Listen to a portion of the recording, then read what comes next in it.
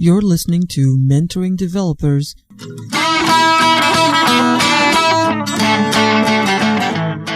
How do you pay people? Like, how do you get people to work for you when you're not able to pay them?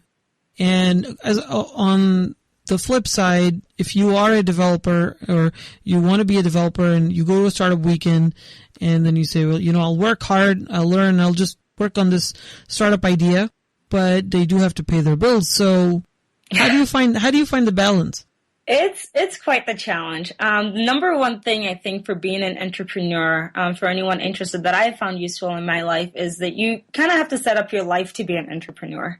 By that I mean, living as minimalistic as possible. In the event that you do have like a great idea and you need to sustain yourself for a year or two without pay, that you can still survive. And so that's, number one. But number two, like finding, it's a struggle finding people who, a lot of the people on my team right now you just started paying people a couple of months back, but for quite a while, I had people working for us quarter time, an eighth time, half time for no pay.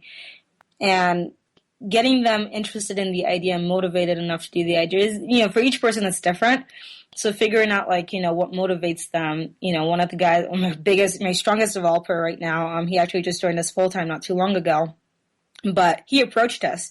And so he was working at Oracle and heard about our idea, and he likes to work on cool, interesting stuff. And, he was like, yeah, my job at Oracle is great and it pays really well, but, I have a little bit of free time and I would love to work on, cool, interesting things with my skill sets and also build my skill set.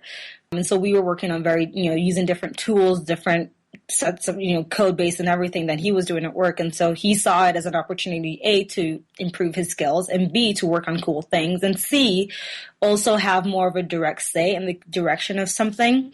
I always asked him for, what's your input? I want to do this, but I don't know if that's a great idea. What do you think? And he's like, well, that's a cool idea, but maybe we should do it this way, right? And so giving that flexibility and that freedom for somebody to be able to take an idea and run with it, I think is really important. And it motivates a lot of people to want to work on something. And so over time, I think over the course of, 5 to 6 months that he was working on this a quarter time to half a time, he started getting more and more into it, more and more familiar with what we're doing, our vision and everything. And he, was bought into it. And so he was like, as soon as you guys could pay me anything, I'm on full time. Right. And so he was willing to take a pay cut to join us full time, just because we were working on interesting things and he had a lot of say in what gets done. So it's the cool thing about being a small startup is that you can afford, to have people on board that have a more direct say and impact in the company than, say, a large corporation where the tasks are very specific. So that's the biggest way we've been able to find to motivate people. And that and, finding people that are similar to you. Like I'm a very, very into the outdoors and, all the people I work with are also into the outdoors. And so we see that as a way to form our own little group of outdoor people, that go hiking together and biking together and such. So there's a lot more value we can give than just the monetary value that we don't currently have. But as soon as we get, enough money to pay them what they're actually worth, we're on it.